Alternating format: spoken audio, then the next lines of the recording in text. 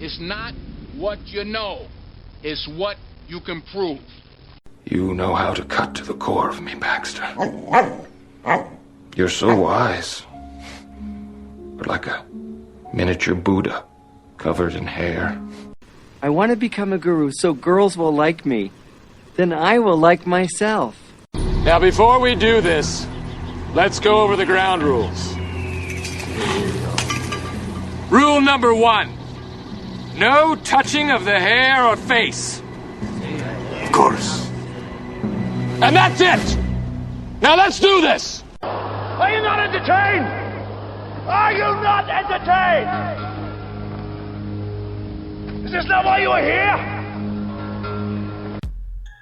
What's up, everyone, and welcome to another episode of the Golf Guru Show. I'm your host, Jason Sutton, Director of Instruction at Colleton River Club in beautiful Bluffton, South Carolina. I hope you're enjoying the show, and it is great to be back after a short hiatus as I got settled into my new location in the Low Country.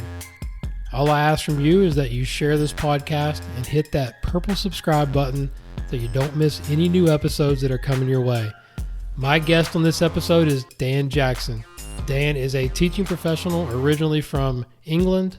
As you can tell from his cool accent, he has coached all over the world, from Austria, Germany, and many other places that we discuss in this conversation, and now resides in Bluffton, South Carolina at the G2 Academy, which is an all-girls academy, which is very unique in itself, but not as unique as Dan's journey to get here, as we discuss in this cool conversation. He got his start in coaching under the legendary David Leadbetter, which puts him in high company as David has mentored and trained so many great coaches in our game today.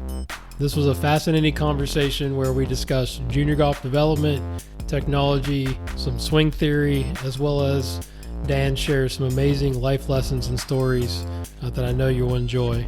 Also, please give Dan a follow on the gram at Dan Jackson Golf and look for his new website that will be up shortly. So without further ado, I bring you Mr. Dan Jackson. Enjoy. All right, Dan, welcome to the show, man. Thanks so much for coming through. We're live in the studio here, which is my first one since I've been in Bluffton, so I appreciate you taking the time. No, thank you very much for having me. It's a pleasure to be here. So we talked earlier before we started recording. We just met a few weeks ago at a PGA meeting, and you gave a nice presentation on coaching and was excited to kind of dig into your history and your story and chop it up a little bit about swing stuff and your job now, which we'll kind of get into. But sure. Let's start from the beginning. Like give the listeners a little backstory. I'll start with your parents. I know you grew up in England, correct? Correct. Yeah. So I'm originally from England. I grew up in a very fortunate family. I had a very supportive mum and dad. Always played heavily in sports. Played a lot of basketball when I was younger. Played a lot of soccer when I was younger, and obviously a lot of golf. I ended up turning professional when I was 20. Was working with a gentleman called Gary Alice at the at the Belfry in the UK, which is the head of the PGA. And Gary was the national team coach for England, and his dad played in the Ryder Cup. So I got access to a really good coach in him and mentored, and he was my mentor, and I shadowed him in a lot of lessons that he gave, and I understood how he delivered the information and how he interacted with people. And I saw at a very young age how important that was. It wasn't always how technical he became or how quickly he did something. It was the fact that he was going through very slowly, he interacted with the students really well, and he almost was telling a story when he was going about making changes and educating the player. Right. And I always really liked that. So how did you get into the game initially, and who were your coaches coming up through junior golf? So when I was playing a lot of golf when I was younger, it was my local pro initially, who was a decent player. He was an okay coach, but he was passionate about what he did, and he always enjoyed helping juniors. Then I started working with a coach called John Ridley, who was in the Nottingham area. He was at a place called Coxmore. And again, he was a very well-known coach within the UK, taught a lot of good players, and just gradually got my education from him, understood what I needed to do with my golf game. Mm-hmm. Played in a lot of amateur events in the UK, got some good junior events, and then decided to go down the pro route. I was going to say, it sounds like you didn't come over to the U.S. and play golf in college. No, I didn't, because at the time... Did you ever think about it? You had to be good enough, obviously. Yeah, I was good enough. I thought about it at the time. The information to a lot of English people at that point was, to come across, it was a lot of money. And it was, $30,000, $40,000, $50,000 to come across. And I wasn't from a family that could afford that. So I focused on playing, on developing other areas of my life. I've been with my wife since I was 17. Oh, wow. So we've been together. I wasn't willing to sacrifice that because of how close we were. And so I turned professional, played a little bit, but then due to other sporting injuries, should we say, went into the coaching. And that's when I started working for David Leadbetter. So how did that transpire? How did you guys meet, or how did you get that opportunity? So at the time, his management company was IMG. And David had 2 locations in Austria. He had one in a place called Bad Tasmansdorf, which is in the southern part of Austria. And then there was one in the Austrian Alps in a place called Achenkirch. And I went to Bad Tasmansdorf at his academy there. And that's when I started my training under a few guys. And I had people like Kevin Smeltz and Stuart Clayton, who are very well-known coaches, both internationally, and Kevin used to be at his headquarters in Florida. Right. So they were the kind of guys that I was learning under, and I was able to, as a new coach, I was able to, test the waters with a lot of Austrian players. And also it was where Bernd Wiesberger grew up. Obviously he's gone on to the PGA and Ryder Cup now, so... I knew Bernd from before he got onto the tour. So worked a lot in Austria, was the director of instruction then at the Achenkirch location in the Alps. Then I was asked by David to come across to his junior headquarters. And I said, absolutely, sure. I went from the Austrian Alps to Florida. Wow. And then big move right there, huh? It was a bit of a culture change. How old were you at this point? I would say I'd probably be about 23, 24. Oh, wow. Yeah, super young. So I left the UK, went to obviously a different country, learnt the language, speak German, then came across to the US. So everything was happening really quite quickly. I was going to ask you, as a segue, what did you learn coaching all over the world? You had to probably learn some different languages and dialects, right? Yeah. So how many languages do you speak? I only speak 2. So I speak German and English. Okay. And in Austria, you get a lot of different dialects. So it's similar to the US, where your dialects change from, but dialects may change from a few hundred miles away, whereas in Austria, the dialects can change from the next valley, which can be 5 miles away. Okay. So, you got something like Hochdeutsch, which is like High German, very clearly pronounced, very similar to Queen's English. And then you can have more of a Viennese from a dialect from Vienna or Bavaria, or, a Swiss German, which can be very difficult to understand. So that was always a good challenge. Yeah, I was going to say, how did you manage that? What are some tricks that you... Tricks, just listening really hard. Listening really hard. So some of the words that they say and some of the phrases is much more muddled, or, 5 words can join together to make one enormous phrase, and you have to listen really, really carefully. Again, it's like in America where you get a really strong southern accent. Yeah, you'll get that down here. Correct. Especially if you go to Georgia. It's a little bit south, right? Exactly. Yeah. So then, that was always an interesting thing to learn. And when I was learning German, I would always kind of Google, how to say certain things. Yeah. And I would always have a German translator as well who would help me to learn German. And I always remember saying a few things to members which was not right. Which I don't know if I should say on the podcast. Absolutely. You got to share, man. This is what it's all about. So I was teaching in Bad Tasmansdorf, and I would say, if I wanted someone to look at my follow-through, just to see how I release the club, I'd say, look at my follow-through. And I would say it in German. So I'd say, I would say, something like, beobachten mein Durchfall, and they would smile and laugh and find it quite comical. And I went to my German teacher one time and I said, like, Mimi, I'm saying this phrase and people are smiling at me. And she's saying, what are you saying? And I said, I'm saying Durchfall. And she broke down in tears laughing. And I said, I Googled it and it means follow through, right? And she's like, no. She's like, Dan, Durchfall means diarrhea to follow through. So I'm like, I said, so for 2 weeks I've been telling people to effectively just watch my diarrhea. Watch my diarrhea. So learning by doing, for sure. Once I fixed that, there was very little smiling afterwards, and they could actually watch me and watch my follow through.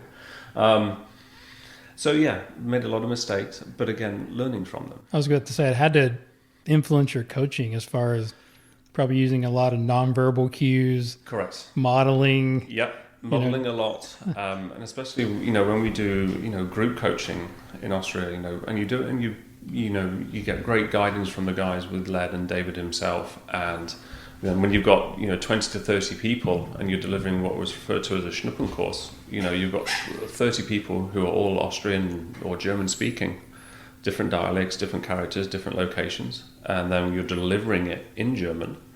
And you have to be able to show them, visually what to try and do. And, these people have never touched a golf club before. And it was definitely being pushed out of a comfort zone. That's crazy. But again, similar to yourself, because we love what we do. And we've grown to become more passionate as we've got older. Mm-hmm. The more we've learned, the more we realise we can help people. It was awesome. I really enjoyed it. I loved it. And then, so I did that for a few years. I would have 8 months in Austria, and then 4 months I would come across to America. Oh, okay. So you're going back and forth. I was going backwards and forwards for a period of time, and because in Austria, in winter, there's a lot of snow. So I would spend about 4 months across here in the winter, and then fly back to Austria, and then do the same for a number of years. So really fortunate to get exposed to that aspect of coaching, where it's a different language, different culture, different atmosphere, but always with the same goal as how can I improve as a coach to help the person that's standing in front of me. And I think that's one of the biggest things that I discussed at the PGA, the meeting that we had, the presentation, and I really wanted people to be able to kind of step out of their comfort zone and just look at what they do. Just say to them, okay, what am I doing, and is it the best that I can do? And if it's not, well, what do I need to do to improve upon it? Yeah, being uncomfortable, you made a great suggestion that you should video yourself teaching. Correct. Yeah, so expand on that a little bit and how that's kind of helped your coaching, I guess. So, I learned a lot of the technical aspects when it comes, obviously, from David, and I learned, a lot of things in terms of camera positions and, going down the line, face on, behind and over the camera, wherever it may be, so you can look at different aspects. But one of the biggest things was actually filming myself. So with David's certification and everything we had to do, we had to film ourselves doing a presentation. And we also had to film ourselves doing a lesson. But we got feedback from somebody else, which was great. Go. Yeah, that's good. Which was great. But one of the biggest things was when I was actually doing my master's in sports coaching at the University of Birmingham in the UK, one of my professors said, look, Dan, we want you to write a piece of work, and we want you to reflect critically on what it is that you do. And at first, I didn't quite fully understand what he meant. A thesis on your philosophy, right? Yeah, effectively a thesis on how I conducted myself and how I thought that I did conduct lessons, as opposed to how I was actually conducting them from someone else's perspective. And that really hit hard because, again, like I said, what I thought I was doing well, when I saw it from an outside perspective, and I was generally trying to criticize myself and think, I wasn't doing that very well, or I could do that better. That's when I had one of the biggest learning motions within my career so far. So initially I was very conscious, but now I'm very subconscious of how I interact with people. Not that I was ever bad, but I'm always thinking, okay, I really want to make a good impression. I really want someone to think that when they come to you for a lesson, that they have your full and undivided attention. Sure. And that you're not showing off how much you know, but you're just showing them the information that they need to improve, if that makes sense. Absolutely. So it's just simplifying something, cutting straight to the chase, saying, okay, this is what you're doing, this is what we need to try and accomplish. If you've got somebody who's, swears blind that they're swinging the club to the right, but it's going left because you've used certain pieces of technology like a TrackMan or another type of launch monitor, then it's using that technology to then prove to them, show them what is real, not what they are feeling, but then try and give them a new feeling to try and get to where they need to be. But understanding how the language that we use, the body language that we use, how we listen to the player. I think a lot of coaches that I've witnessed over the time as well, I've been fortunate to work with some really great coaches and great people. But one of the things that I've always learned is, what do people do that maybe I could help them with? And sometimes it's, some coaches love to talk more about themselves and their own accomplishments. Some coaches love to hit more golf balls in front of them. Some coaches they don't really listen to what the player really, really wants. And they are, and it's a challenge for sure. It's a challenge. It's to say, film yourselves, look at yourself and really reflect on what you're doing and be as honest as you possibly can. Talk, how are you looking about changing this person? Can you give them the correct information to make a change to their chipping or to their putting or to their full swing, whatever it may be? And then seeing, okay, how effective can I be and how quickly can I make that effective change? Yeah, and watching their body language as well, right? So you're correct. You can always kind of tell whether you're coming through or not. Yeah, that's it. With what they're trying to do, and do they really understand you? That's it. And people pick up on it very quickly. And if you can make a change quick and you confidently, and if you have an hour lesson, but you can change something within 5, 10, 15 minutes, and you can get someone to really buy into that change, I mean, they're going to fully commit to it, and you've built that and you're starting to build on that relationship. So the way to get to that stage, I feel like for a lot of coaches is, we always put the camera on the player, have an additional camera and put it on yourselves. Mm-hmm. Have it in the background. For the first 5 minutes, you're going to be conscious of it, 10 minutes maybe. But as you're listening to your player and you're working with them, you'll forget about the camera, but you'll be able to then look back at what it is that you were doing. And you'll be able to really pick up a lot of good information and then get someone else to critique it. I was about to say, I think having that mirror as well with somebody that you trust or one of your mentors or whatnot that can watch you and give you feedback, I think it's helpful as well. But being self-aware is something we talk a lot about on this podcast, and separate as the IQ, which would be the technical part, and then the EQ, which is the self-awareness, the empathy, the reading the body language, the learning styles. I think that may be even more important for young coaches out there. I mean, how do you think you develop that, aside from watching yourself, which is huge? Did you maybe get that from another source? And I want to get into some of your other mentors other than Lead that I would be interested in who you've learned from. But anything that you would add to give them a tip of where, was it a book? There's a lot of things. I've done a lot of research on this, and there's a lot of different things you can do. Yeah, for me personally, it was, I have very strong traits of my dad. My dad is he's a business owner, but he's really good with people, but he's very genuine with people. If someone asks him to do something, he'll go above and beyond, or he'll go completely out of his way to help them. And he gets a lot of joy from helping other people.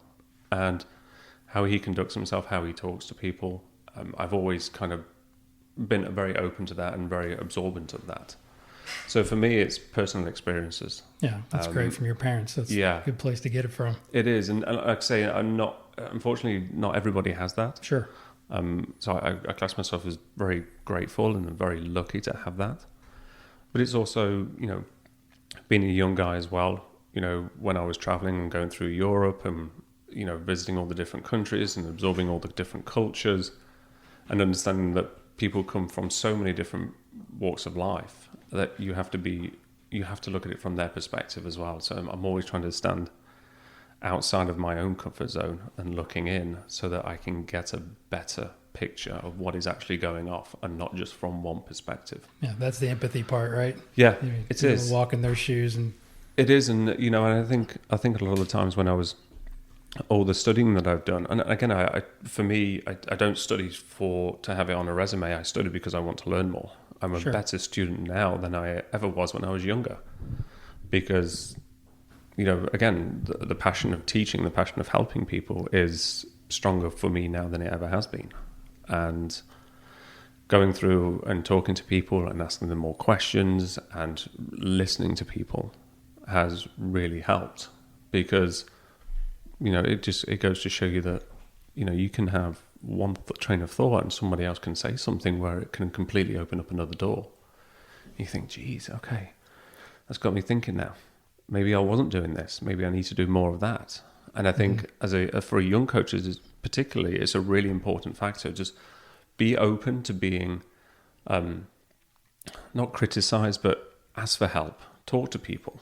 Like there's so many good coaches in the world who are more than happy to help, and they don't mind a phone call, they don't mind a text, they don't mind a Zoom call, they don't mind you coming to shadow them or anything like that. And I think that's one of the biggest influences is for me, personal experiences through interacting with different coaches, interacting with different cultures, different places in the world, and also I would say my dad as well. Yeah, that's great. I mean, I want to get back to some of the things you learned from Leadbetter, but talk about some of the other influences or people maybe you've spent time with and have learned from. How would you sort of call your influencers or other mentors? Other mentors, apart from David? Yeah, apart from David. I would definitely say in the last few years, Jonathan Yarwood has been... He's in the area. He's in the area. Yeah, friend of mine. I worked with Jonathan for a number of years. Wonderful coach, extremely knowledgeable, and I would always observe him going through his route, going through everything that he was doing. Mm-hmm. We would always talk swing, we'd always talk technology, how to deliver, or always player development. And again, it's that openness. Good coaches are always there to talk to and give you their opinion, and they're not always going to say it's 100% correct. It's just, these are my findings. Did you work with him at the academy, his academy? Or? Yeah. Okay. Yeah. Before you came to... Before I came to where I am. Yeah. So we worked together for about 4 years. He was the director of the academy. I was the assistant director. And we worked really closely in developing a program for junior golf where it was an all-encompassing training program. And we used all the latest technology, used all the latest techniques. It was strength conditioning training, it was nutritional, it was mental, it was swing, it was all different areas of the game. And it was done with the absolute focus in mind of getting the juniors as good as they can get. Sure. And, again, like we were saying before we came on, discussing, the different support areas that a junior golfer needs. And from a coach's perspective, we have control of certain factors, but we can also influence other areas such as parental aspects and friends and other social aspects. But we always did, and I can always say hand on heart, we always did it with such genuine sincerity. And, it was, again, to the highest standard that we had. So I would say definitely Jonathan was one of the biggest influences on me, and how he sets his standards very, very high and how his expectations are very high also helped to elevate my own expectations and standards.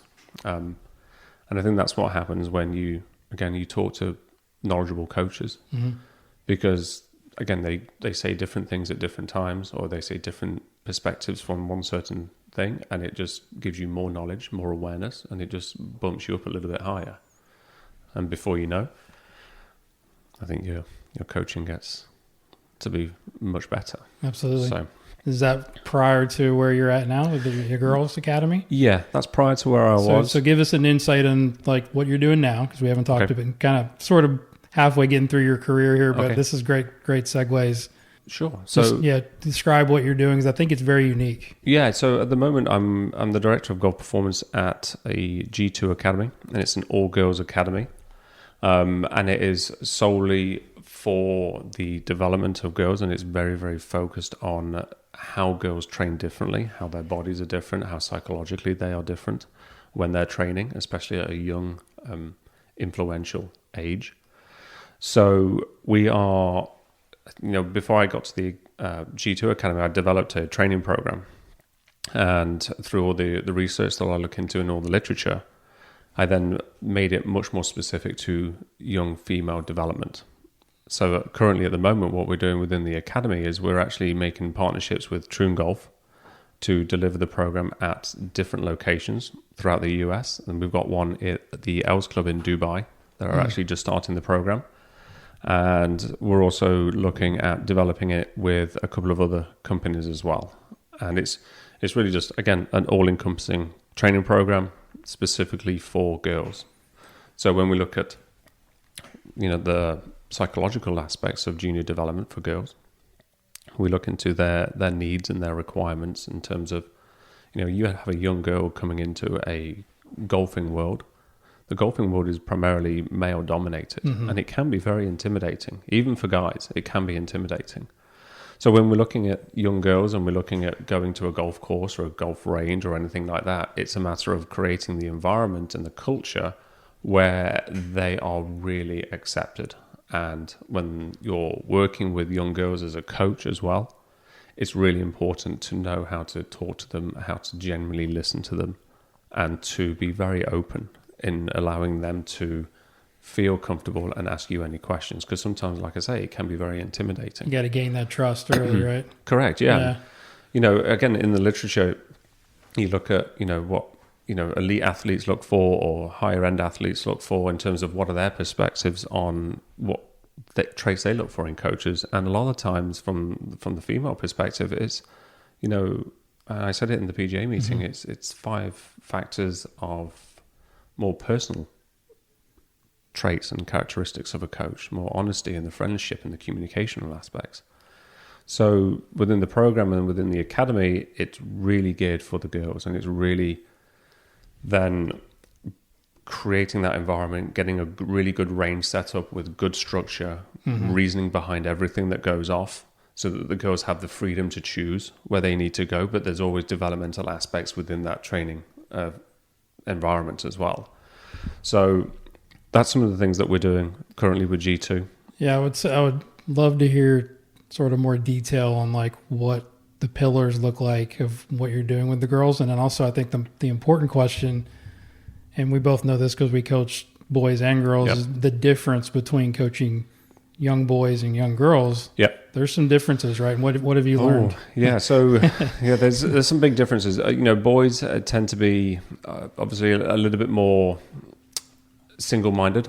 They are a little bit more materialistic in terms of their drive. So if there's a prize up for grabs, the boys are much more likely to want to fight for that prize. Whereas for girls, it's much more about the camaraderie. It's much more about, again, that feeling that connection. Social aspect, right? Yeah, it really is. Yeah. And the more you can do that as a coach, and the more you can kind of build on that and expose the girls to that, that is, again, one of the biggest factors.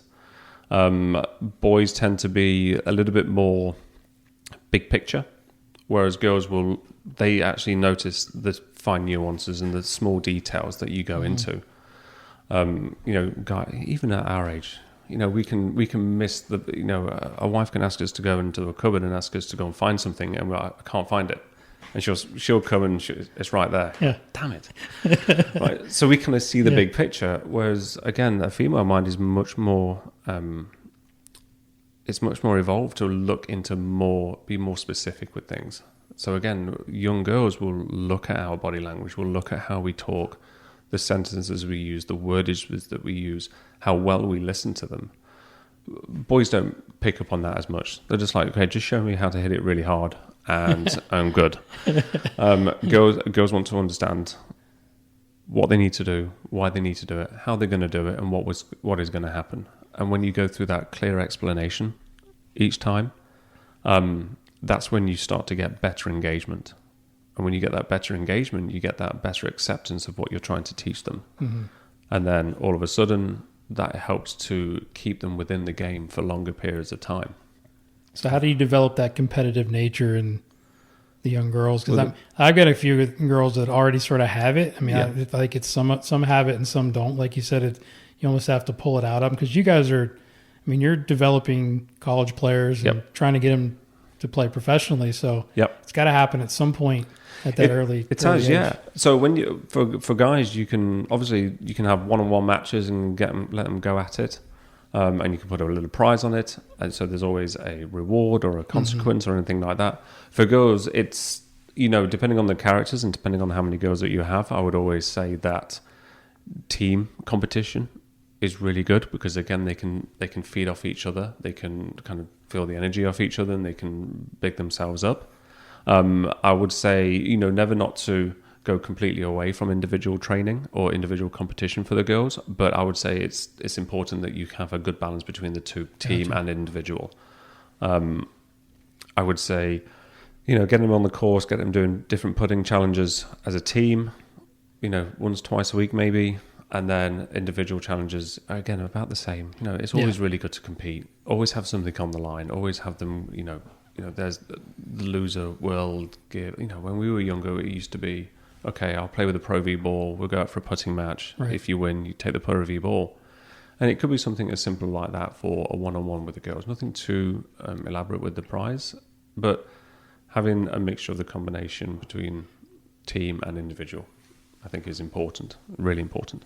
So talk about what you do, like the different areas that you provide for the girls. I know you guys do fitness, you do. Yep.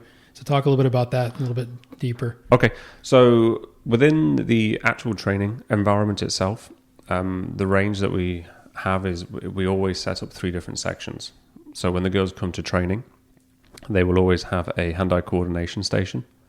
They will always have a speed station. Now, what does that encompass? That's interesting. Hand-eye coordination. Hand-eye coordination. So it's simple things. So, with modern day generations, we tend to see that they are more spending time on computers, monitors, TVs, whatever it may be. So it's really important to have hand-eye coordinations to develop them more as an athlete, not just as a golfer. Mm-hmm. So a simple hand-eye coordination could be something as simple as juggling. Juggling is a really good task for improving hand-eye coordination. Hand-eye coordination could also include, a tennis racket, holding a tennis racket in your hand, having the ball on the top and just bouncing it 20 times with your right hand, 20 times with your non-dominant hand. So you're trying to balance out the body and not just getting too strong on one side, but it's also developing strength in forearms and wrists.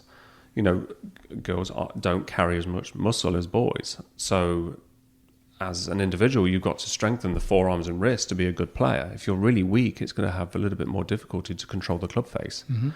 So we have hand-eye coordination stations. We'll have 3 coordination stations each day. And then we'll have speed stations. So again, speed stations is, something like the speed sticks. Mm-hmm. So we'll get them going through the protocols with the speed sticks. Sorry. Mm-hmm. But we'll also go through the Mach 3 training. Oh, good. I was going to say that's what I use. Yeah, that's great. And the Mach 3 is great. It's awesome. And, I'll focus sometimes on the ropes that will have the smaller grips so that girls can actually grip it more likely. So you got the bombers, which have got really thick grip, which is just like it's holding like a pipe. But for them, it's, again, just the focus is learning how to swing fast, but also learning how to increase the strength in their forearms and wrists so that it helps prevent against injury. And I think having that combination of then speed and coordination, it really engages the girls and it gives them a sense of freedom so that when they're training, they can actually walk around the training facility and choose what it is they need to do. But they choose it in relation to what they know that they have to complete. And then we have a technical aspect as well, which could be, it could be a putting or a chipping. And then there's certain tasks and challenges and obviously technical stations where, we may work on posture or we may have a sand put lab out or something like that where they need to then improve upon a technical aspect or they're building face awareness, working on their face aim, working on their start line, working on their green reading, whatever it may be. So that's some of the simple things. I say simple. That's some of the things that we do within the training. It's good though. I like that. I like the diversity and like I said, giving some structure, but also giving them flexibility to choose. Correct. I've heard I've done some research on you, and I know you guys are big on stats, right? Because how do you sort of push your kids into the correct, stations and protocols of like, okay, this is where we really need to get better. Okay. Based on what, right? Based on what measurement? Based on what measurement? So every tournament that they play in, we get them to go through a platform to measure the stats. I use shots to hole. Okay. That's very good. Yeah, which is really great. And that gives quantifiable data in relation to what it is that they're actually doing on the golf course. So as we know, every time when someone goes on the course, they can come off being really emotional, not just girls, but everybody in general. They can say, my driver wasn't very good, my putting wasn't very good. But what taking stats does, it gives you very undeniable information. If you put your stats in correctly, you could say, my driving's been terrible. But when you actually look at what you've done, your driving didn't cost you any shots. It was your wedge play from within 40 yards, which meant you weren't putting the ball close enough. And then because you weren't putting it close enough, the pressure was on you to 2-putt. But then you ended up 3-putting. So we use stats with the girls. That helps to drive their efficiency of their training sessions. So when they turn up to training and we can look at their stats, we can say, look, these are the weaker areas. And it's quantifiable information. It's not opinion. This is factual. This is what your golf game is saying right now. So then we can direct them into terms of, this is weak. You need to go and work on it. This is how we're going to work on it. We're going to look at a technical aspect. I'm going to set you some constraint challenges, and then you're going to go out there and perform. And you've got to maybe, for young coaches, you can say to a player, okay, you're within 40 yards. You've got to get up and down 9 times before you can leave the range, or you've got to earn that right to then go onto the putting green, and you have to make that 6-foot putt. And something that simulates a round of golf or simulates a pressure situation, as you know. Yeah. The girls love it. The girls really do, because it gives them the freedom. It gives them the guidance that they need. It gives them the communication. It gives them the environment that they feel safe and secure in, that they can choose what they want to do. And again, as a coach, we're trying to teach our players to become self-reliant, not reliant upon us. Right. And I think that's another key factor. How many girls do you have in the academy? Crikey, we've got a few at the academy. We've got a good handful at the academy now, and we also have some students that come from all over the US who actually train from a distance with me as well. COVID hit us a little bit hard. Like online, just online lessons, you're saying? Like online, yeah, or I'll do FaceTime with them or anything like that. And so we'll do distance teaching with them. I've got a couple of girls in Dubai that I'm working with, that I'm trying to help them from this far away, who used to be with us, but because of COVID and everything got shut down, couldn't get back. they couldn't get back, and their parents were worried. And I can definitely speak from that, because I haven't been back to the UK for at least the length of time that COVID's been going. Is that right? Yeah.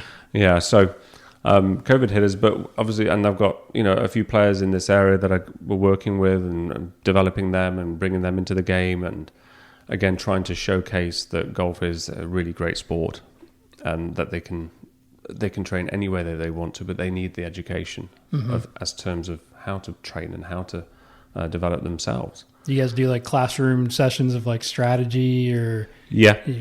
I've heard you mention like sports psychology. Yeah. Like who does all that? How many like coaches do you have on staff? So the person that does our mental is a gentleman called Skylar Jewell. Skylar used to work with Jonathan and I at the academy. Okay. And Skylar is a phenomenal mental coach. He lives in this area as well. And Skylar would operate our mental conditioning programs and, again, educate the girls in relation to how they go about thinking and their way around the golf course, how they go thinking about themselves. And that he's always pushing them outside of their comfort zone. He's always challenging them, which, again, is a key factor. Sometimes they don't always like it. But they always see the value in it, and that is a really key point.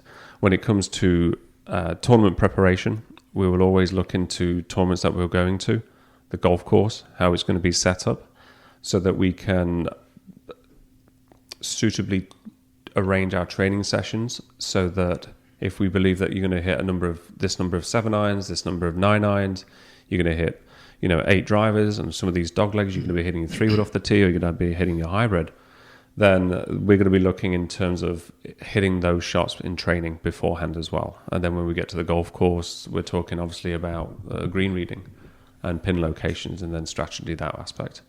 So we do sit down with them a lot We go into a lot of detail, and again, it's how you talk to people and how you communicate with them. I think is just such an underestimated part of coaching. And a lot of times we do go into, from a young perspective. When I was a young coach, I'm still young now, hopefully. Yeah, you are. When I was a younger coach, I was much more, okay, I've got to figure out what the technicalities are. And then, when I started learning from David and Jonathan, there is a technical element, but it's how that information is put across. And every time you converse with somebody who is younger or a junior player, it's how that information is conversed and how it's portrayed and how it's given. And I think when you can give the information correctly and well, I think that you get instant buy-in from the player because you build that level of trust. Yeah, that has to be so important when new girls come in. Like, what kind of, do you have like an orientation, or like how do they meet the coaches? And you got to start, I'm sure, doing something to build that trust. To like, all right, yeah, I'm going to help you, but you can trust me, because it sounds like you guys are doing a great job of not just the golf stuff, but the life skills. Yeah, the life skills it's looking at it from that supportive network standpoint. A lot of the girls that we have tend to be international students looking to come into America for the college experience, right, or college golf, or LPGA. Better junior tournaments. Yeah, absolutely. Higher ranking ones for WAGA. Yeah. And, a lot of the times it's almost like being a parent. You put your heart and soul on the line, and with the girls that I work with, I'll take them, and we'll get a group of us together, and we'll go to an escape room. Okay, or we'll go and have a meal, and sit down. And again, it's just showing genuine sincerity. And it's not just turning up to a lesson, paying X amount of money, and then saying, okay, thanks very much, I'll see you later. It's generally building that relationship, and it's an actual relationship, an actual friendship, because we know that that's how good players develop. They develop from good environments, good supportive networks. There was a lot of research done, in the UK a few years ago, where they asked about 130 of the tour players on the European tour and some of the mini tours, and they interviewed them, sat them down, and asked them questions about their upbringings. And of 100, I think it was 132, I may need to double check that, but after 132, 131 came from kind of middle class families, 2-parent families, where one of the parents may have had their own business, like an electrician or a plumber, but where they could spend time and they had a little bit of disposable income to support their children. But they were always there, and they were there in a supportive manner, and it was never overly critical. They were never screaming at their children. They were always there. Okay, what did you learn? Okay, maybe next time. Right. And encouraging them to take something away from that particular event. And that is one of the biggest keys, I think, we have to look into when it comes to junior coaching and junior development, is that support network from the parent. I was about to say that's the next subject. That's nice. That's a very nice segue of like, how do you, like, again, I'm sort of just putting my vision on, like, if I was sending my daughter to your academy, it's like, what is that going to look like? And then how is the parent going to be involved? And like, how do you basically close that loop of communication? For me, open lines of communication, total transparency. Again, this is why I measure everything and I track everything, because I want to be able to show my effectiveness as a coach, sure, and also the accountability of the player. As coaches, we have an accountability. Player also has an accountability. The coach can give the best information in the world, but if the player doesn't accept that information or not putting the work in, right? If they don't apply that, what they're working on, then the first person that they always go to is the coach. Okay, so it's always good from a coach's perspective to have a procedure where you track everything, you measure everything, you can support the work that you're doing, because then you can go to a parent and say, this is the work that your daughter is doing, okay, or this is the work that your son is doing even. And you can say, they were in this position before, this produced this type of swing motion. If it's putter, you can see how the arc is too strong. There's lots of face rotation. You can't square it when it comes back to the golf ball, and the putter's tracking out to the right, right? Then you can show them the improved before, the after, and the open lines of communication is, you can always come, you can observe. These are the data, this is the information, these are the videos, these are the stills. And I've even taken a video of them explaining to me, like an interview, of your daughter or your son telling me what it is that we're working on, because I wanted to make sure that they understood it. Right. And to hear them discuss it is also a big factor. So I think, developing that relationship with a parent when they know that you do that level or that amount of work is, again, it builds that relationship on trust and confidence. And I think, again, that is one of the biggest things. And again, I can talk about this for hours upon hours, but I think as coaches as well, it's really important to understand the important roles that we play, but that parents play. Yeah. And not to be afraid at times to, stand up for your player. Stand up for your player. Yeah. Have you had, can you just give us an example of a difficult parent that you've had to deal with? I've had plenty. Oh, man. But that's what at the meeting the other night, I was like, I want to hear some experience stuff and how you handled it, or some of the language you used, or, anything that would be helpful to the listeners, I think. Yeah. Coaching junior golfers. So I think sometimes you have to make a very quick judgment.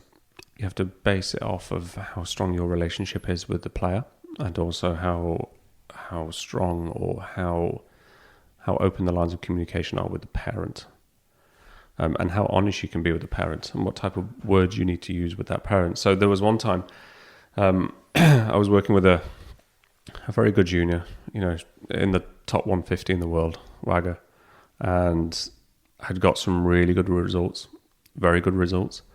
Then, she was playing some really high-end events, and then played in one up in Oklahoma, and had a tough first day. She hadn't played any course like that before in the US. The greens were about a 13 on the stimp with a lot of wind. She shot a little higher score than what she should have done. She got a little bit panicky on the last few holes. And, she opened up about the amount of pressure that she was under from her parents. And it wasn't right. Were you with her at the tournament, or was this on the phone? No, I was with her at the tournament. Gotcha. So I witnessed everything that went off. Mm-hmm. And as a coach, and even as a dad, I saw the amount of stress that she was under. Those the parents watching her play at this point, or no? No. Okay, gotcha. The parents were actually on the phone. That's a whole other subject. Holy moly! Yeah, when they're actually there. And I had to have a discussion with them, and really had to lay down some very distinct lines in relation to what is good and what isn't good for her. And it fell on deaf ears to a point. Sure. And, at that point, it's, you've got to say, I'm doing everything I can for your daughter, and the support network from the family side needs to be much more compassionate. She's in a tough situation, and she needs help. She needs love and support. So I was just very clear and very honest with what my thoughts were and how I would do it, and what she needed at the time and how she felt. She was in a bad place. How was it received? What did they say? It was received with a little bit of surprise. Sure. Because I'm a very placid person by nature. I'm very calm, very kind of chilled, and relaxed in how I do. I was going to ask you ever get excited. I'm English. I'm just very calm all the time.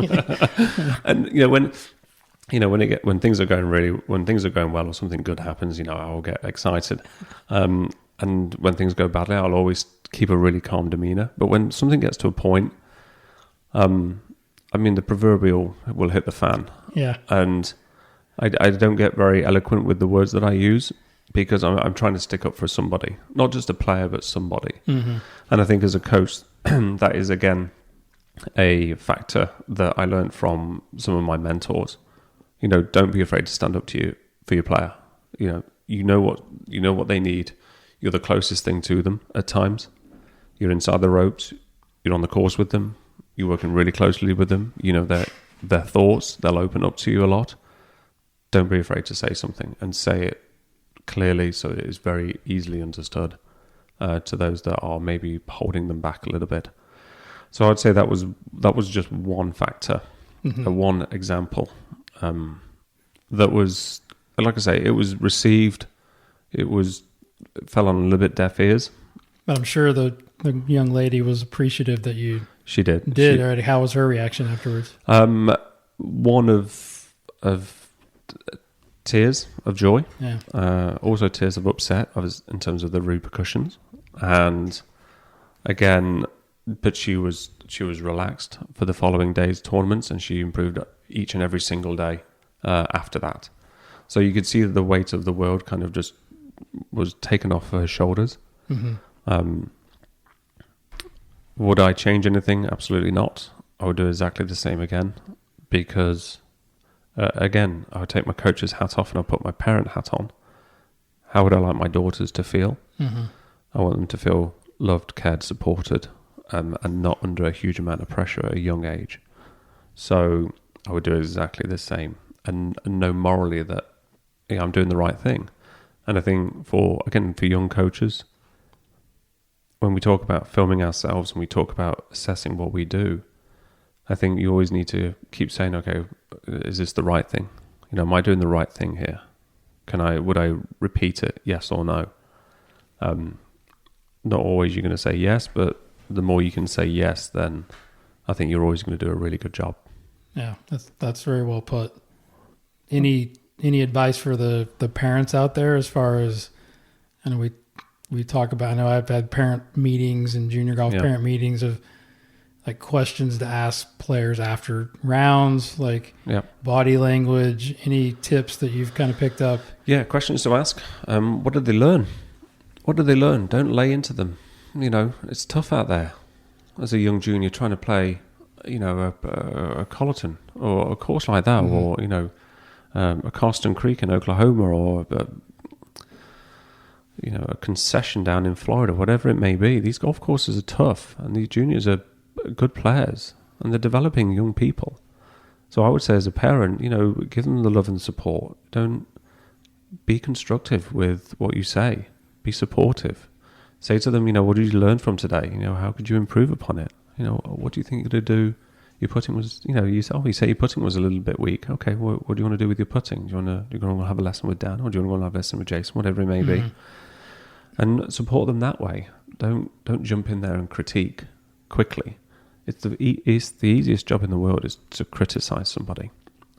It's more difficult for the person to put themselves in that arena, in that competitive arena, where everybody sees the score, where parents are watching, where coaches are watching, where college coaches are watching, where potential sponsors are watching. There's a lot of pressure. So I would say for parents, support them, not just financially, support them emotionally, encourage them. When they make a mistake, encourage them. When they make a mistake, ask them what they learned from that mistake. We learn better. Learning by doing is a famous phrase, right? You learn by doing. You've got to make mistakes to correct them. And you look at all the successful athletes in the world, all in different sports. They weren't always the best at a young age and all the way through. And they always made mistakes, but it was how well they were supported through those mistakes and through those times. Another example in the junior world. I was down in Florida one time, and I think I was playing at somewhere in Orlando with a junior, and it was a pretty big event.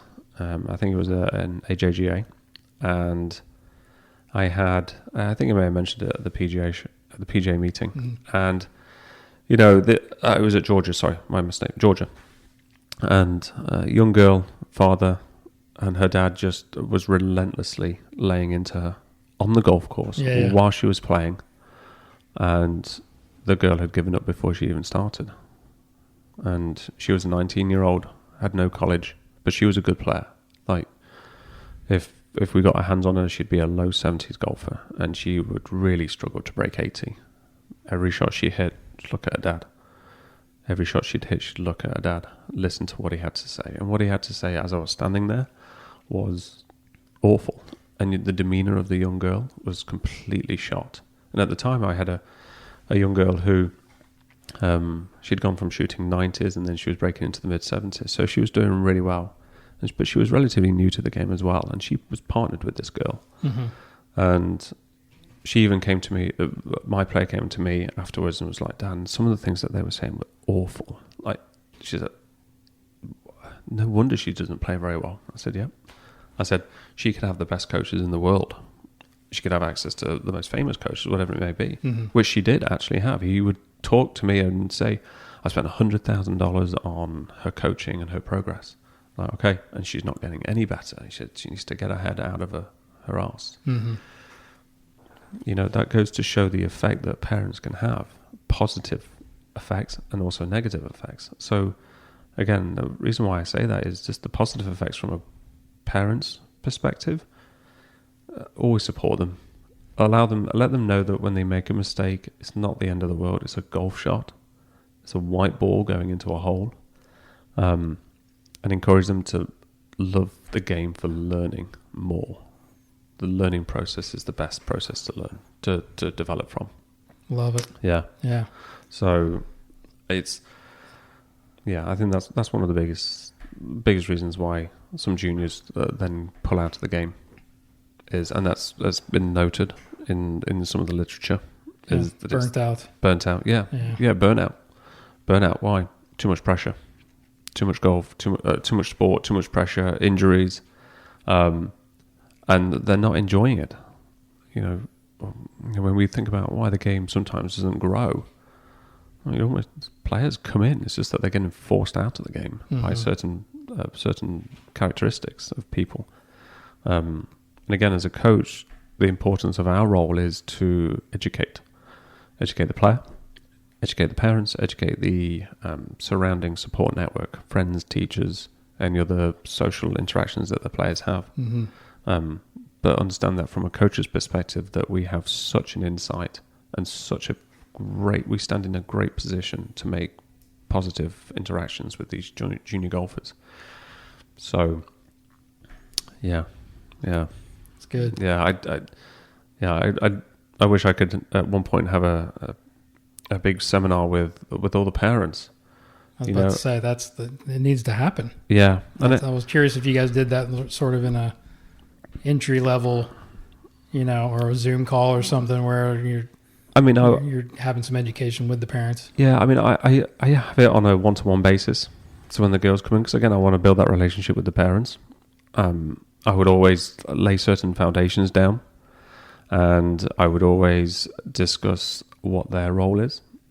Okay, and I always appreciate what they do. They, parents work really hard, and they spend a lot of money on their children.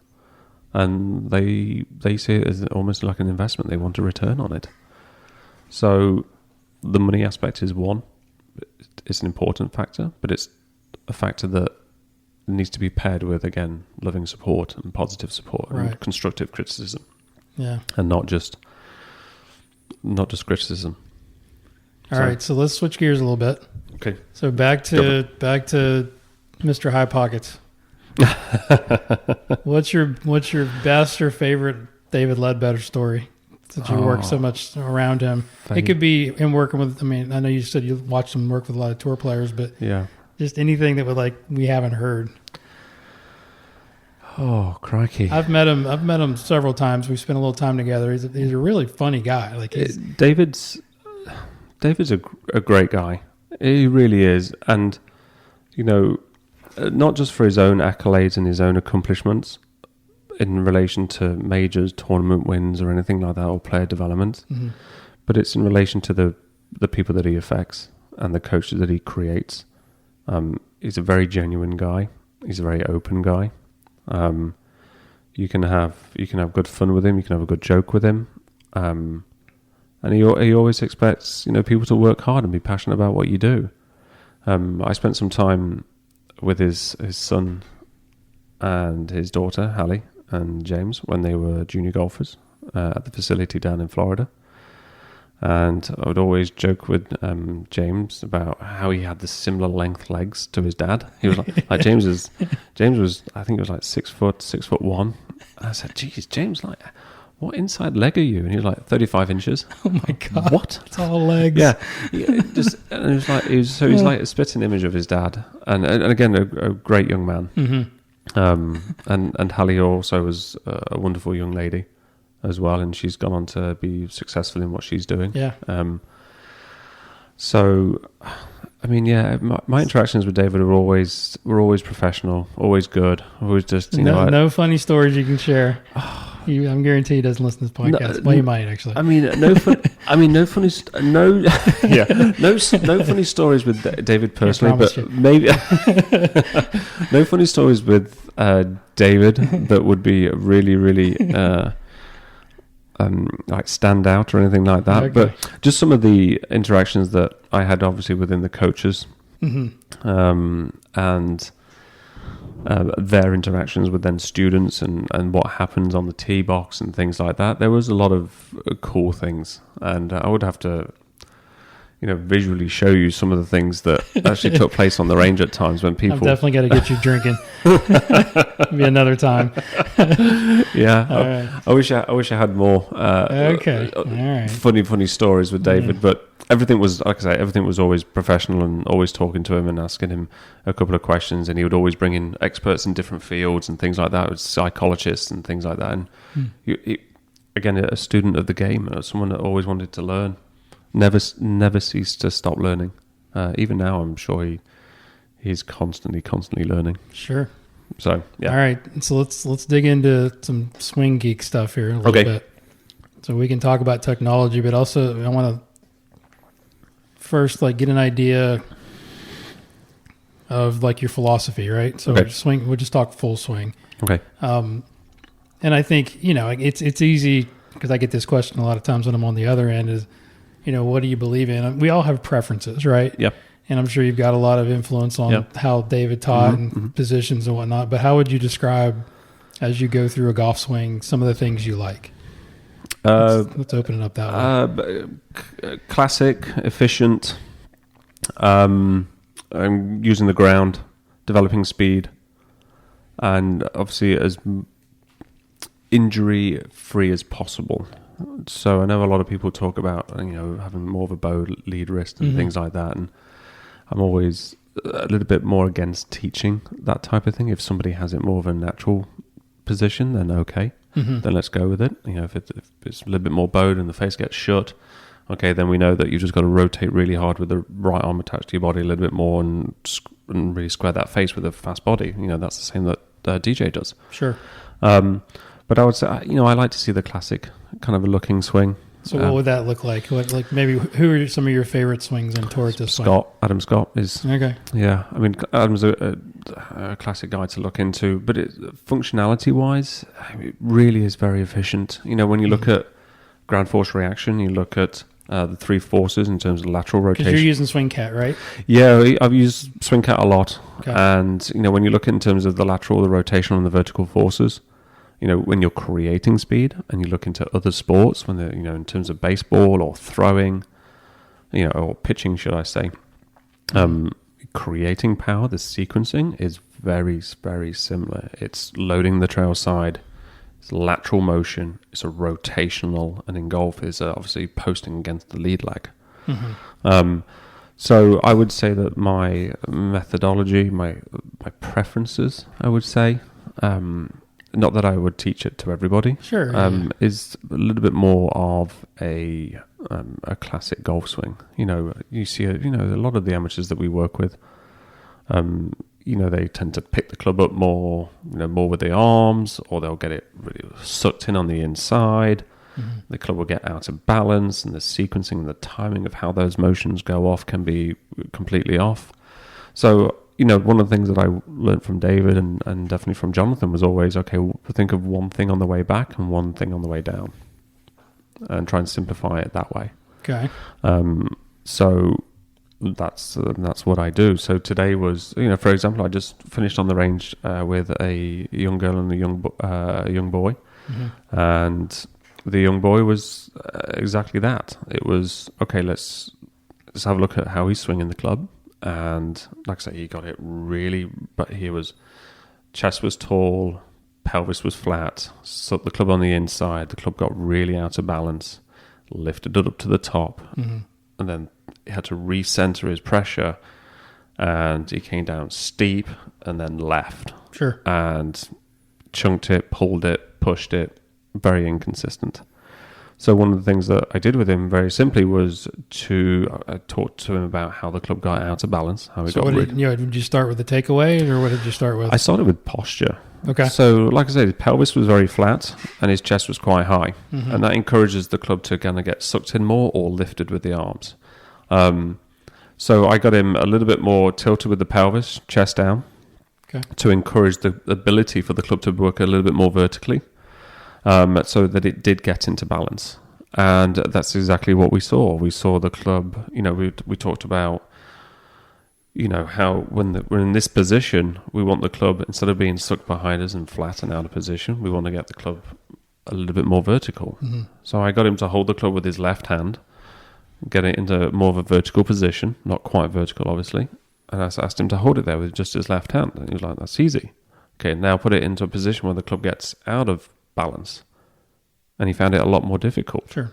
Weight of the club head. Yeah, exactly. Yeah. So the weight's much more behind his body at this point. So again, when you've got a junior golfer, it's we're trying to make it easier for them. We can teach individual swings, but we can also make it a little bit easier by giving them not set positions as such, but just the physics that go through the golf club. I think if you can call yourself position teacher or not. Like if you're using video, then you're looking at positions, right? Yeah, exactly. Obviously we got to put it in motion, but yeah, I think we're all kind of looking at where's the club, you're looking at 2D stuff. Yep. Even though it's kind of frowned upon nowadays, and in our teaching circles, there's still value to that, I believe. Yeah, I agree with you. I think that, people say, sometimes people are really positional or really technical. They can be in their mind, but it's how that information is passed over. There you go. Yep. When we've got somebody in front of us, we're not gonna tell them everything that's going to go through our mind. We're not going to think, okay, we've got pressure shift here, this is going there, this is going up here, this is it's getting too laid off, the club face is open, and he's moving more with his upper body first. You're not going to go into huge amounts of detail. You just want to be able to say to them, okay, this is what's happening. This is why you're hitting the ball left and right. We're just going to make a little bit of a change. Okay, it's going to feel a little bit strange at first. But the changes we're going to make are going to help to improve X, Y, and Z. And if we can affect X, Y, and Z, we should see what's going to happen with the golf ball. And I think and again, going back to the girls, when you explain and prepare them for what is going to happen, then again, you get much more acceptance and interaction from them. It's not a surprise. So this young boy was, okay, this is the ball flights that you've got currently. Low left, low right and high right. Okay, chunk and thins. Yeah. And I said it stems from this posture, initial setup position. Let's change it.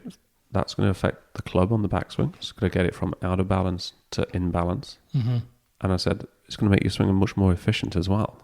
So you're not going to try as hard. I said, let's work on that for a few moments, just to get you a sense of a feeling. So how did you get him to change? Like, what did you use a drill? Did you move people? Like, what's your style as far as? I tend to get more hands on. Me too. And then I'll video it and I'll show them. Because when I got him more chest down and pelvis a bit more tilted, he felt like he was bending over 90-degree angle. Sure. Again, what's real and what the feel is.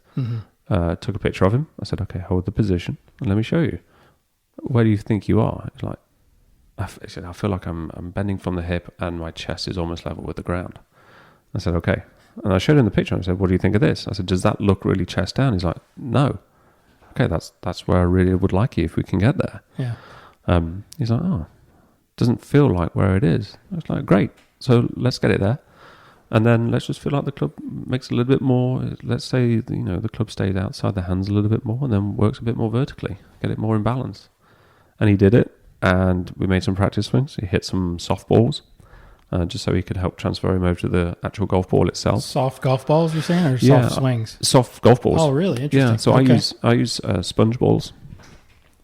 So whenever I make a technical swing with somebody, I'll throw them with some sponge balls, and they only travel 30, 40 yards, but in their mind they've got a ball in front of them and they're trying to hit it, but they're also focusing on trying to get a little bit better position or a different feel. Right. And I always find that when they do that for a short period of time and then they transfer it over to an actual golf ball, it tends to be much more beneficial to them, because they understand that it's a process that they're going through.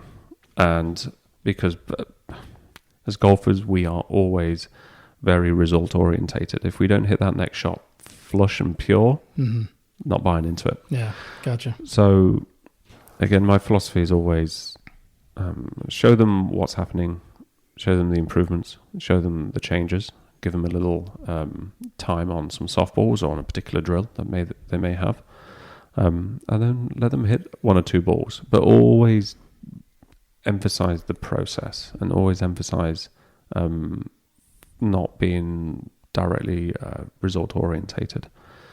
And when they do that, invariably I'll always see a good improvement in them, and again, acceptance of what I'm asking of them. So he finished the lesson, much shorter golf swing, but much more synced up and better posture, and hitting it further with less effort, which was, again, when you've been coaching, as long as you and I have, and as long as everybody that's been listening, the longer you coach, the quicker you want to make changes and you want to affect them in positive ways. So for him to have a smile on his face and understand what he wants to do and what he needs to do, again, that's always personally my goal, is if I can make someone happy in a lesson, I know they made some good progress, and they will come back, but more importantly they'll continue playing the game. That's always very good. That's my philosophy. That's what drives me anyway, making sure that people improve and so they have more fun. So in this day and age, what advice would you give, let's say, like a passionate young coach or like a PGM student coming out of college that wants to coach and wants to get better? Like, what would that roadmap look like? Okay, I would say spend time with other coaches, shadow. You and I are very open. I would say I love it when people shadow me. Yeah, I've never turned anybody down. Yeah, so come and watch what I do. And even if it's a more experienced coach, come and look what you do. What do you like, and what have you got questions on it? How you deliver and how you see other coaches interact gives you that. It gives you more experience in a shorter period of time, because you're absorbing their 20, 30, 40 years of coaching in a really short period of time. So you're getting a snippet of that experience that they've garnished. So I think speaking to coaches, and I would say if you want to learn more about the swing, go specifically more to guys who are maybe more well known within a more instructional base in terms of more technical aspects, because you want to know how things work. But always spend time with coaches. I think is one of the biggest things, and then film themselves. I think that, like I said, going back to filming themselves, I think is one of the biggest things, because it gets you to answer and ask yourself a lot of questions. Yeah, I like it. Yeah, shadowing's never going to get old. I think it's just because there's so much great information on the internet nowadays, right? So I tell young coaches there's no excuse for being stupid.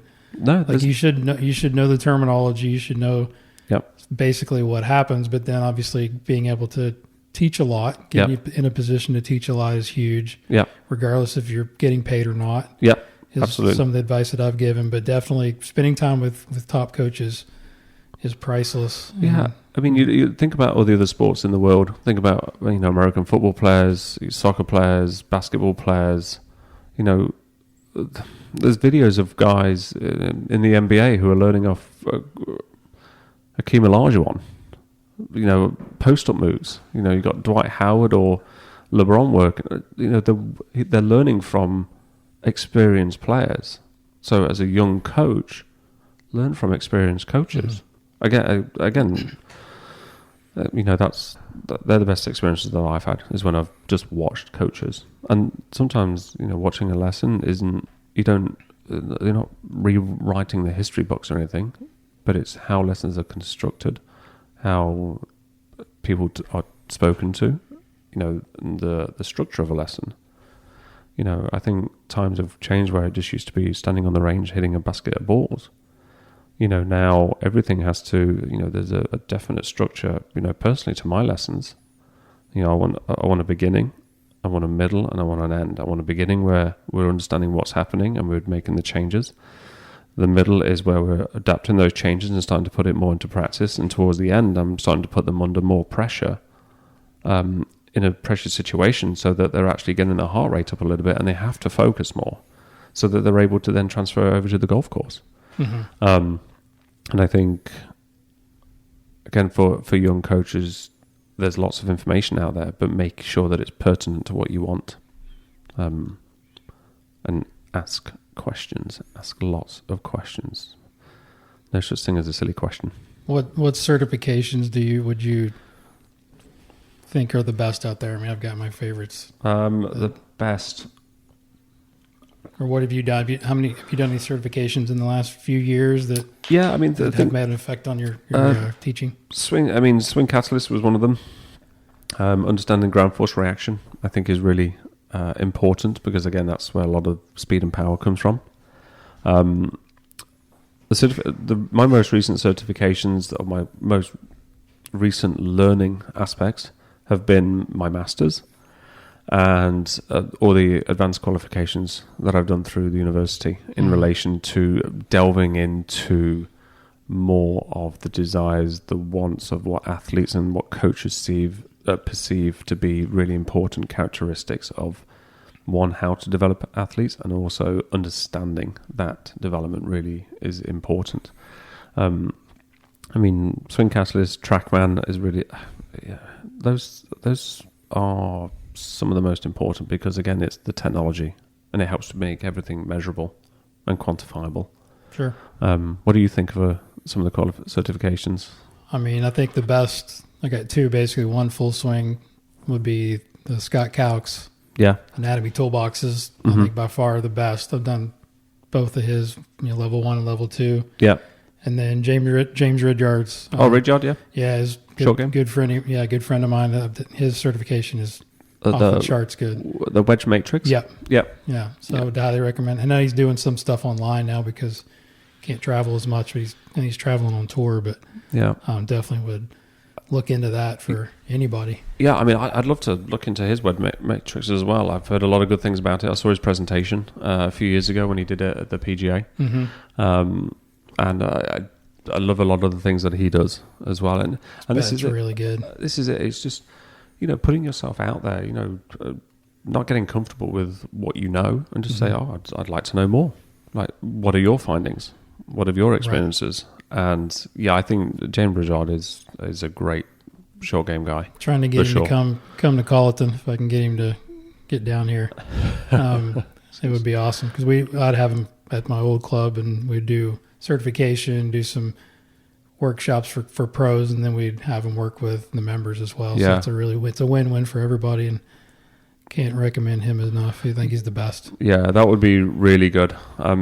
Also, like Phil Kenyon for putting. Love it. Yeah, Phil Kenyon. So I've been looking into a lot of stuff that Phil does, and he recently opened up his own online academy, and I just was intrigued to see what he put out there, the information that he put out there. So yeah, he's good.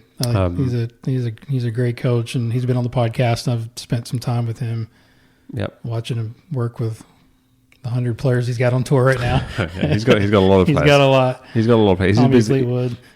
He's a busy guy, and and again, we talk about these coaches, and with Phil and James and David and Jonathan, and another guy that I've spoken to quite a bit actually is James Siekman. I'd ask him questions about his coaches and the different cultures that he teaches. And again, they all have a very common trait, and that's they will always ask questions from me as well in terms of what I think, but also they're always very genuine, right, with what they do. They're passionate and they're genuine. They want to make people better, and if there's a problem, they'll figure it out. And I think that, again, I would say that would be one thing for young coaches. If you ever come up against something like something that is a little bit more resistive, more difficult, dig your heels in and figure it out. Really push yourself out of that comfort zone. If it makes you feel, uneasy, figure it out. If you feel like you're a bit embarrassed because you may not know something, figure it out. You won't be embarrassed for long.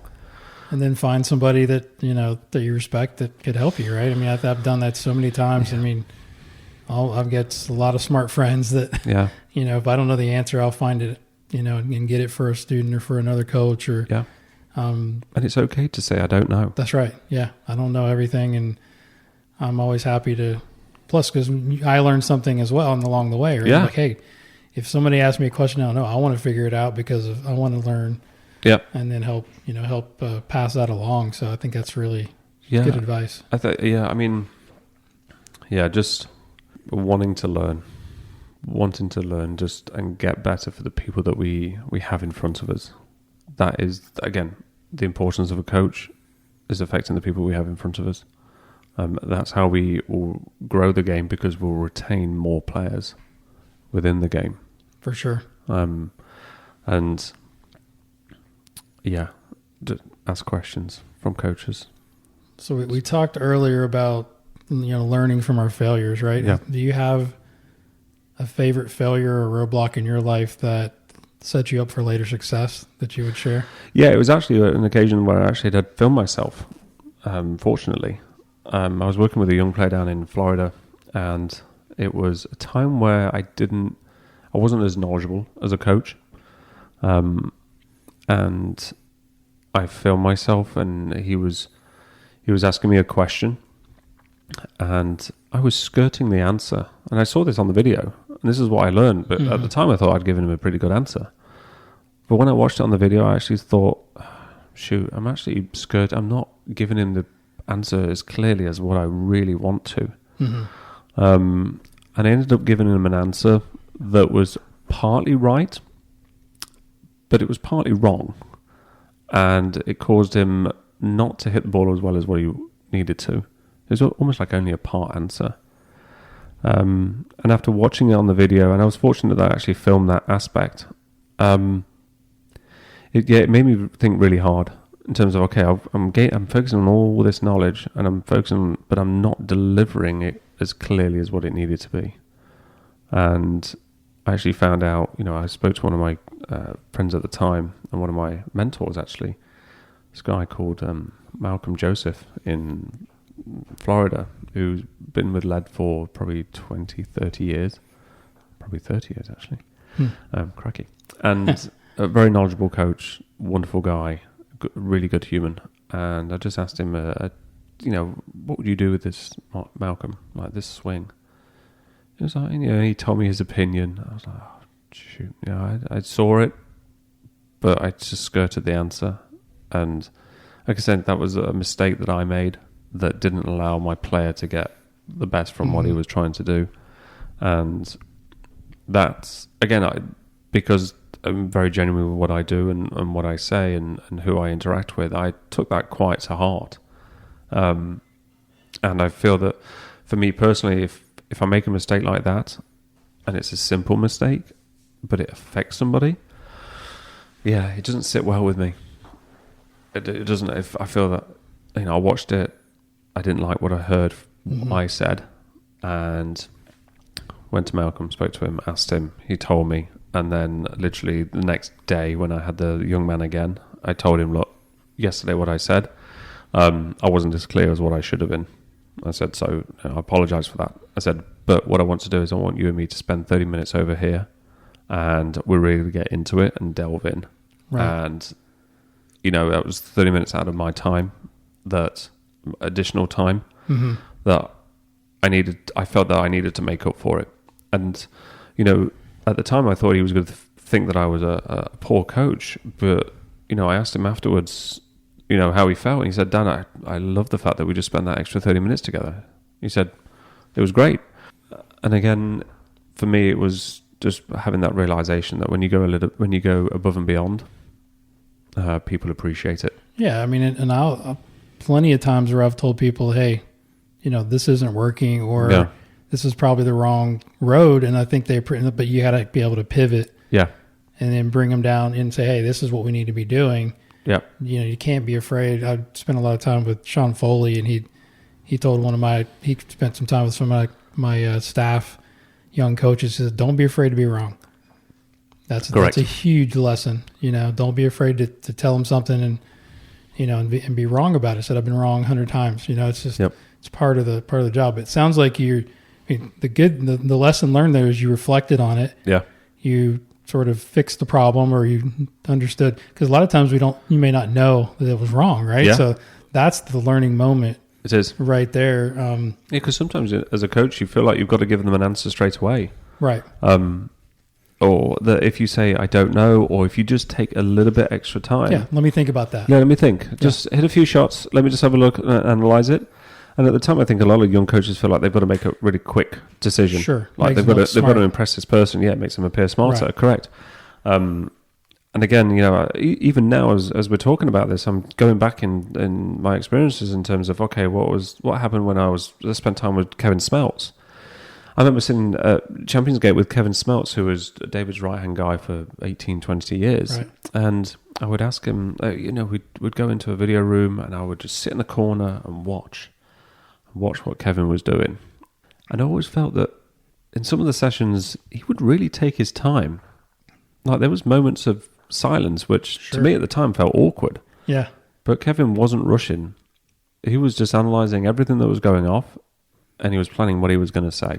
And with my experience with a young boy, and then having that experience with Kevin, you know, and being able to reflect, it gave me time. You know, there's strength in silence. Mm-hmm. There's strength in There's strength in a pause. That's awesome. And I think that for young coaches, you know, understand that. Take that moment. It could just be 1 minute. 1 minute in an hour lesson feels like a long time at times, especially when it's silence. But in that 1 minute, you can get your thoughts together, and you can have a better idea than if you said something straight off the cusp. Do you have any tools like for reflection? Like it maybe end of the day, end of some time period, do you write stuff down or anything that you do? Like I've journaled off and on my entire life. Okay. And it comes and goes. I've started to redo it now, and the value in writing things down is just so powerful. It is, yeah. I mean, the times that I normally reflect are when I'm driving home. Yeah. For me, one of my passions is, you know, cars and driving. And so when I finish a day, you know, and I have a 15, 20 minute, you know, 25 minute drive, whatever it may be, depending on where I'm working or who I'm working with, I'll spend that time in the car and just nice and quiet, peaceful, and I'll really think about what's taken place on the day. Mm-hmm. And then if it's something that I feel that is quite quick and quite easy, then I can kind of get it straight in my mind. If it's something that's a little bit deeper, I'll tend to either write it down or just jot it down on a phone. Right. Just so that I have it for future reference. But I think that it's something, if you're doing that as well, that's awesome, Jason, because again, it gets all your thoughts out and you can refer back to it. Yeah, there's some science behind it. Like I've heard it on podcasts and I've heard it in lectures, and people talk about journaling, and then it's just the power of something that goes on, putting pen to paper, rather than whatever, typing in your phone or and I do that too. I got files upon files in my phone and on my laptop, my Evernote. Yeah, like my brain dumps and stuff, but I don't know. It's just there's something about it, and I try to get my son does it now, which is really cool to see. Yeah, I think it's good. It can really help, and I think, you know, when we're talking about young coaches, you know, you were saying earlier about Sean, about, you know, don't be afraid of of making a mistake. Yes. That's what people should be saying to their junior golfers. There you go. Yeah. We're doing it as adults. They are young people with adolescent brains. And, you know, a lot of times people expect them to perform at the highest standards with making no mistakes. We still make mistakes and we are older. And, you know, if we're making mistakes as a coach, that's fine. Just learn from it. Yeah. But again, you know, kind of circling back to what we were discussing a little bit earlier, just to bring up a point, allow our juniors, allow our young golfers to make a mistake. Yeah, allow them to fail. Allow them to fail, yeah. I mean, again, going back to what we're talking about now for coaches, when we make a mistake, we learn from it. I mean, it makes us better coaches, and it may even make us better people as well. Absolutely. We talk about golf being great for personal and characteristic development. Yep, it sure is. It really is. And when we can look back on it and we can really assess how we've conducted ourselves and how successful we've been, like with the person in front of us, it's awesome. It really does. I know from a personal perspective, you know, I know learning more about when I did my masters and I was looking more into the coaching and how to interact with people, you know, not that I did a bad job anyway, but when I delved more into the fine nuances of female junior development, and understanding that they do need something different, and that the better you can make it, the more engagement you have with them, it actually helped me, and hopefully my wife would say the same. It would actually help me, you know, when I would listen to my wife more. Sure. As well. Be a better listener. Yeah, because again, we come from the perspective of a guy, from one perspective, from a singular perspective. But when I actually started thinking about it from a different viewpoint, it was enlightening, should we say. So, again, going back to coaching, I would say coaches look at it from multiple perspectives. And again, you know, don't be afraid of making mistakes. Ask questions. That's right. I think is one of the best ways for them to develop open-mindedness as well. So what do you do, like if you ever get stressed or like just get overwhelmed? I know it's tough down here in the low country. Yeah, the slow country. Island life. Right. Is there anything any go-tos, anything that helps you kind of blow off steam? In just everyday life? Yeah, everyday life. Yeah, like I say, I would tend to go for a drive. I have a soft top, and I'll just go for a drive along, you know, certain roads and things like that, and it just allows me to clear my head. And I've got a little manual, so I can throw around some corners. So I do that, or I'll play with my daughters. So, like I say, I've got identical twin girls, and you know, if I'm playing with them in the garden or if I'm going with them for a walk in our neighborhood around the lake, I find that can help me just to disconnect from everything else and the craziness that goes off and everything that we're trying to do. Mm-hmm. So, you know, sometimes, you know, I won't get back home until 9, 10 o'clock at night because I need to meet with some people or do anything. And if it's a long day or if it's a stressful day, yeah, I'm a simple guy. As soon as I see my girls, I'm all set. Yeah, it's life changing, isn't it? It is. It's good. It is. And you seem really happy. Yeah, I am. I think that again, everything that I do, it comes from a coach's perspective. It comes from a human perspective, and it comes from that of being a dad. You know, how I treat people. How do I want my girls to be treated? Mm-hmm. How do I want to be treated? And trying to set a standard for a role model for the people that I work with, and the people that I work for, and also for my daughters, because then it's going to have a knock-on effect to everyone that they come in contact with as well. So I think, you know, the thing that makes me relaxing with my girls, having a little drive just to clear my head or just to kind of completely switch off.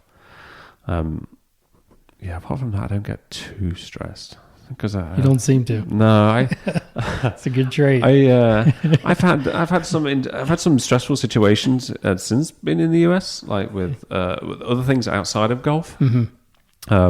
That have definitely caused a bit of stress. But then it's okay trying to deal with that. But But yeah, no, I don't get stressed too often. All right, so last question. Go for it. Before we wrap. If you could have a gigantic billboard and get a message to the world, to billions of people, metaphorically speaking, of course, what would your billboard say and why? Oh, that's a good question. So much to say in such a billboard, maybe not be big enough. Any favorite quote, mantra? It can be... Just, there's so many great quotes from, in all honesty...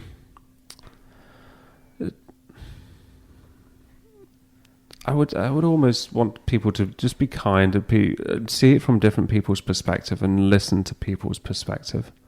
Listen to what people have to say, not just to disregard it very quickly. Listen to what people have to say and try and see it from their perspective. And then I think that helps with having an open conversation. It helps with having open dialect. And I think a lot of times that will alleviate a lot of situations. I think...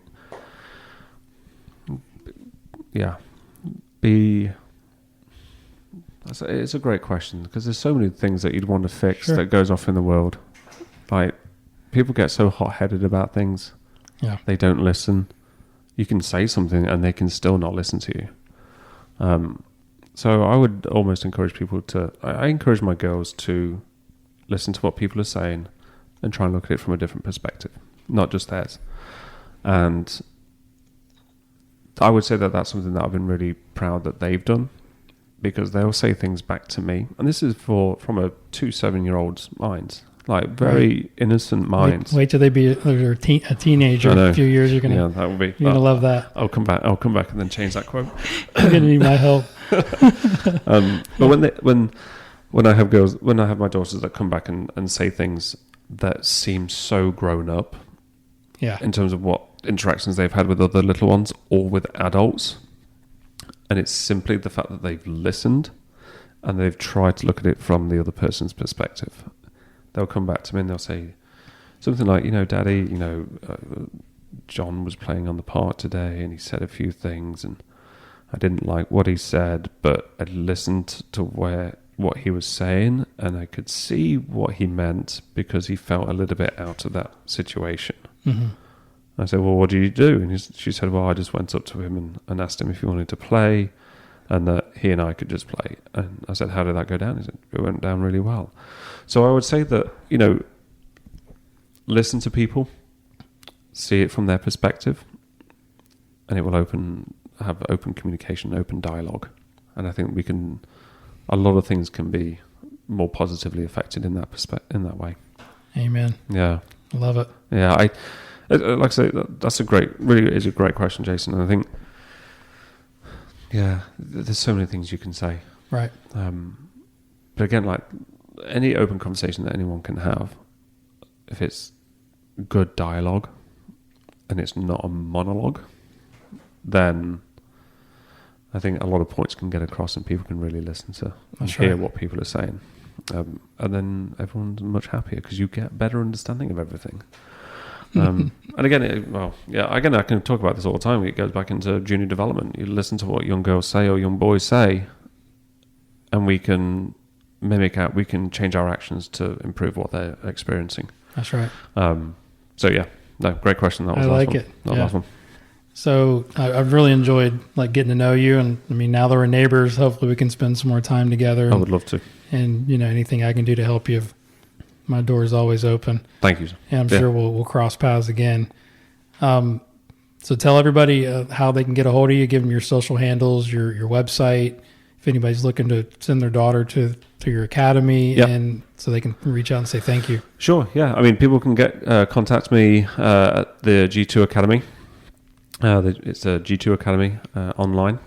My social handles on Instagram is Dan Jackson Golf. Follow me. Look at everything that I've posted. A lot of times it's very informative or educational, or it's sometimes just me having a little bit of fun with players and trying to make some changes. So there's a lot of different things on there. Website, I've actually just got a website that is just about to go up. So I would say they can look at golfperformancestudio.com shortly. I'll just get, like I said, that's just about to go live in the next week or so. So I'm just getting everything kind of in place. I've been, without going into too much, I've had a little bit of, I'm limited to what I can do in the US just because of certain immigration factors. But now I don't have those immigration factors, so I'm trying to get everything set up. So that's cool. Go to the G2 Academy website, look at what we do, and come and visit us and contact me. And if anyone's got any questions, get me on social media, get me through the website, and I'll be more than happy to help anybody or guide anybody in any certain way, coach or player. Again, everything that we do is for the development of the game. There you go. Grow the game. Thanks for being here, man. No, thank you very much for having me, Jason. What's up, everyone? Guru back here again with a couple of things before you jump off. First, big thank you to Dan for coming on the show and sharing his story and his incredible knowledge and insights on coaching. That was a super fun conversation. So make sure you go follow him on the gram at Dan Jackson Golf, and let's get his followers up. And I'm trying to get him to post more. So little project of mine for sure. Make sure you go to the App Store and download the Golf Guru app powered by Swing U. Thank you for that. And follow me on the Twitter and the Instagram at Golf Guru TV. Appreciate the love. Also check out my website at www.golfgurutv.net, where you can find videos, articles, and more information on my teaching and coaching. If you have a question or comment, you can email the show at golfgurushow@gmail.com, or just hit me up on the DM like most people. I will try to get back to you as soon as I can. Music was brought to you by Kevin MacLeod and Zach Mullet. And as I always leave you with my mantra, study, practice, teach, and then pass it on. Thanks so much for listening. I'll talk to you next time.